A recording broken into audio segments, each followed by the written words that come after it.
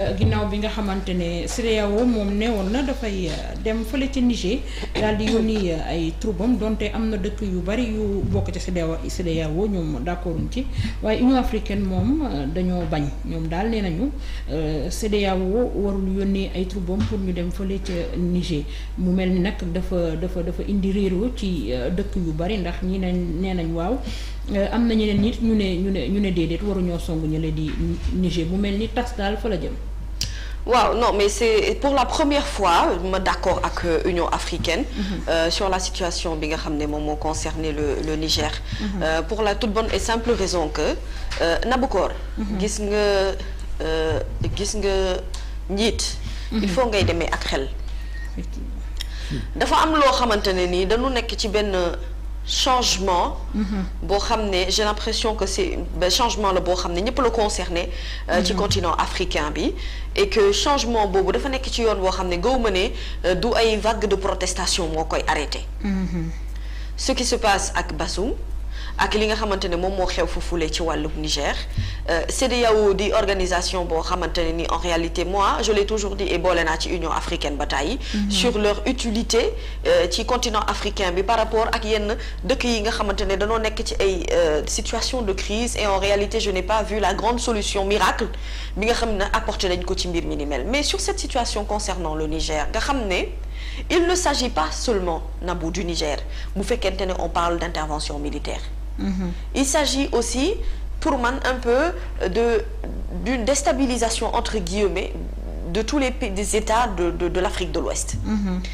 te il y a la plupart d'entre eux ñu ci ëpp ci ñoom ñoo xamante ne d'accord ñu ci intervention militaire bi pour la toute bonne et simple raison que wax dëgg yàlla faj benn góom Nabou moo gën faj fukki góom ak juróom benn te góom boobu di góomum Niger il y a plusieurs méthodes yoo xamante ne mën nañu ko def te duñu yegg ci intervention militaire il faut déjà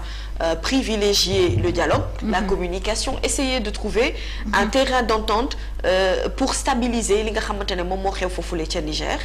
et pour une fois je vois l'Union africaine donner une position boo xamante ne bokk na ci la majeure partie de ceux qui s'activent autour de ce qui se passe au Niger gis-gis bi nga xamante ne am nañu ko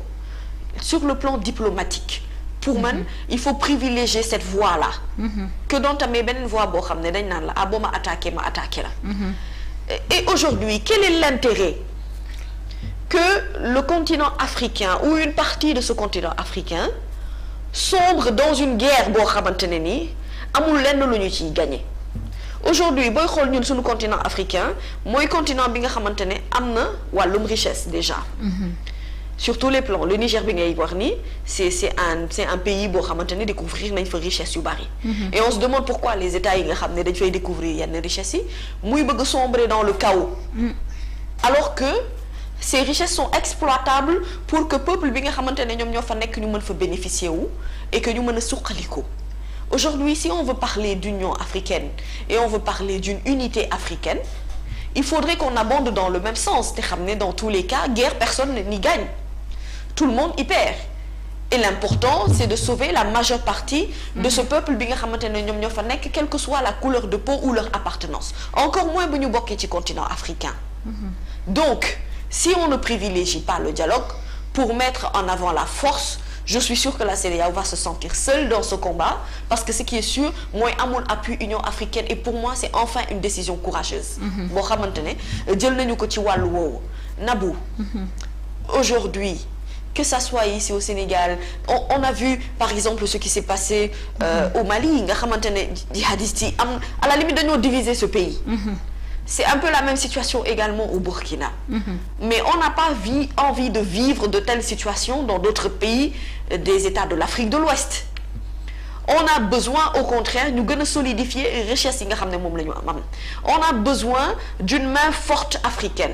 danoo soxla également lépp loo xamante ne nii dëgg-dëgg mooy permettre Afrique mën a suqaliku et surtout cette jeunesse là aussi Nabou n'a pas envie de continuer de vivre ci benn régime boo xamante ne nii ñoo leen di dicter les lois à avoir sans pour autant que mu méngoo ak ñoom seeni mentalité ak seeni gis-gisi bopp Cette jeunesse africaine a besoin de se faire entendre de par les voix et ñu comprendre ne également que njiit yi dëgg la jox nañu leen ay pouvoir mais pouvoir bu ëpp pouvoir peuple bi la te loolu il faut ñu comprendre ko parce que situation bi c'est pas la première fois que ça se produit chez nous on l'a vu dans les pays yi nga xam ne ñoo ñu gën a jege ñu dund histoire bu ni mel te ba léegi ce sont des états yoo xam ne dañu nekk en état de reconstruction donc pour ne pas anéantir force bi nga xamante ne continent africain amal na ko pour ne pas anéantir et surtout ñu comprendre ne le peuple nigérien j'ai l'impression est un peu d'accord par rapport ak li nga xamante ne moom moo xew foofule donc comme ils sont d'accord par rapport à ça ce qui veut dire que eux ils veulent un changement quelqu'un qui veut un changement n'a pas besoin d'une guerre pour être totalement déstabilisé donc vraiment je pense que li nga xamante ne moom mooy la CEDEAO dañu war a toogaat nattaat seen bopp bu baax. ba pare posé wu la question ñoom lan mooy seen rôle mami lan mooy seen rôle bu fekkee ne mënuñu trouver une voie pacifique pour mën a régler le problème du Niger ou bien des Nigériens parce que gis nañu on n'est pas d'accord ci ay coup d'état mais saa yu coup d'état amee ci benn dëkk rek ñu suspendre ko on peut donner l'exemple du Mali Burkina Faso Guinée ak Niger ñoom daal tant que peuple bi bu ñuy am lu ñuy revendiquer wala di ko laaj rek foo jaar suspendre ko finalement quel est le rôle de la CEDEAO? C'est une très bonne question que tu te poses et c'est une bonne question boo xamante ne beaucoup de gens se posent la même question leur utilité moom laa doon wax sànq par rapport ak continent africain ni muy doxee li nga xam ne moom lañ ciy jot a gis yëpp ci ay wàllu développement et en réalité je me suis demandé à quel moment ils ont vraiment été utiles ñoom CEDEAO même bu fekkente ne dafa nekk ci dëkk boo xam ne nekkul ci état de guerre amul coup d'état mais dañu nekk ci ay organisation élection yeneen lu ci topp à part envoyer des superviseurs ak leneen lu ci topp je ne vois pas qu'est-ce qu'ils font d'autre en vrai aujourd'hui ce n'est pas de s'asseoir et de faire des sommets qui va régler le problème de l'Afrique aujourd'hui il faut être conscient que en vérité dañu soxla ay hommes forts yoo xam ne dañu am une mentalité qui correspond à la mentalité actuelle de la jeunesse africaine aujourd'hui le coup d'état n'est certes pas comme tu dis nekkul loo xamante ne dañu koy rafetlu ak leneen lu ci topp mais parfois il est bien de s'immiscer des choses qui nous regardent aussi et qui nous concernent tamit yaa ngi may dégg dafa am foo xamante ne nii dëgg-dëgg loo xam ne yow waroo ñëwoo pour fay taal gi ngay ñëw pour xam ba loolu problème am na bu fekkoonte ne logique bi nga xamante moom la ñu nekkee boobu les logique dañ koo bokk gis-gis ak ñu bari bu boobaa ils auront aussi le soutien de l'Union africaine mais bu ñu amul soutien wu Union africaine ci mbir mi ni mel c'est parce que justement personne n'est d'accord ou la plupart, la majorité de ceux qui s'activent autour de ce dossier du Niger ne sont pas réellement d'accord ci li nga xam ne moom mooy benn intervention militaire.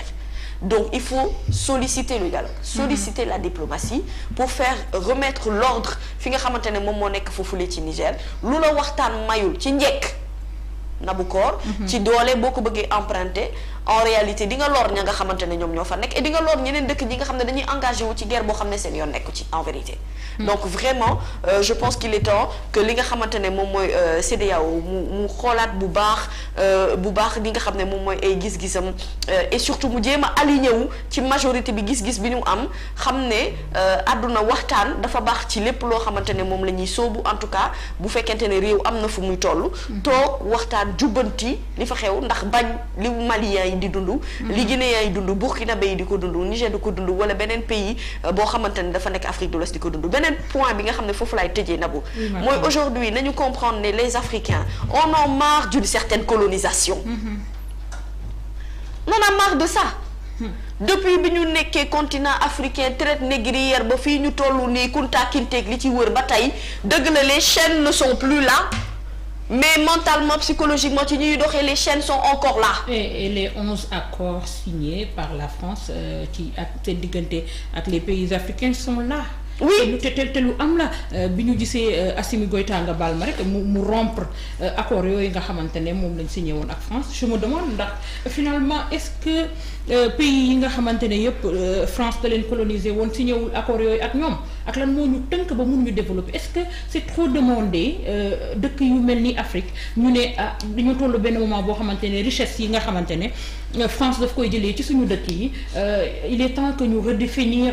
les contrats ñu xool naka la ñuy def ba ñu def gagnant-gagnant ñoom ñu am waaye ñu nit ñu am mën a suqaliku. non c'est que ñoom déjà li ñu war a comprendre mooy ne lépp loo xamante ne dañ ko daan dund avant jeunesse léegi ñoo ko bëggatul. effectivement.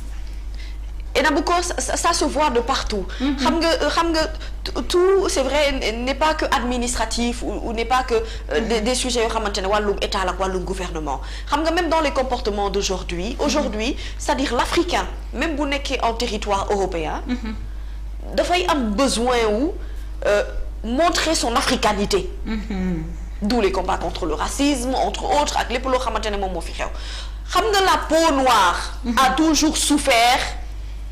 ci ñun ni lu nekkee depuis sunu ay ñoom maam ba tey. Nabou, il ne suffit pas d'aller à Gorée qu'on nous montre la porte de l'aller sans retour pour que ñuy war a mën a fàttaliku lu sunu ay maam doon dund ci wàllu nooteel noot nag dafa bëri façon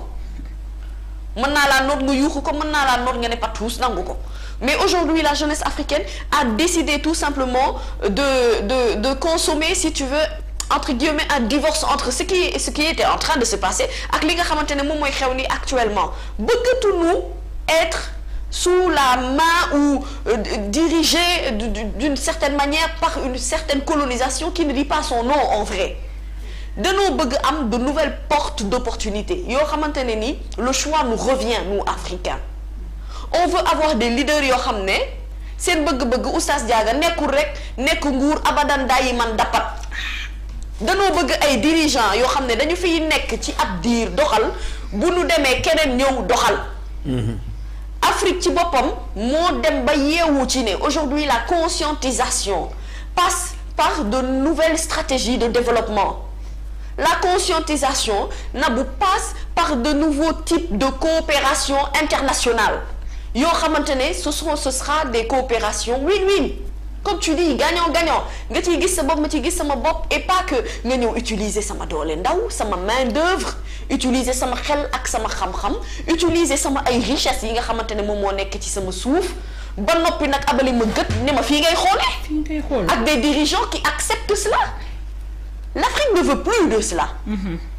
Et tout homme politique ou ayant des aspirations politiques comprendront que la donne elle est en train de changer. À titre d'exemple, dëkk yi nga xam ne ñoo ñu gën a jege, ce qui veut dire que kon tu n'as pas conscience de ce qui est en train de se passer. Le divorce est imminent, mënul ñàkk. Il faut que la situation change parce que la mentalité est en train de changer. Mentalité bi nag comme mu ngi soppeeku gis-gis baa ngi soppeeku bëgg-bëgg yi itam mu ngi soppeeku et surtout dafa am yeneen porte yoo xam ne dafay ubbeeku. bu France doxalul Russie gi taxaw tu vois donc yooyu yëpp aussi dañ koy xool dañ koy saytu vraiment il faut accepter le changement il faut faire de telle sorte que Niger ñu mën fa waxtaan indi si fa jàmm te loolu diplomatie moo koy doxal mais ce n'est pas par les armes encore moins par la guerre boo xamante ne du yam li naan ay du yam ci boppu borom du yam ci territoire googu ñu ko bëgg a def lépp day xàll ji wuti ji ci beneen yoon et je pense que y a d'autres états africains yoo xam ne fu mu nekk nii tal nañu leneen lu dul ay bombardement yàlla nañ ci yàlla musal aux pays frontaliers ñi nga xamante ne daanaka dañoo am ay frontières yu jege ak Maroc ak comment dirais-je ak Niger autant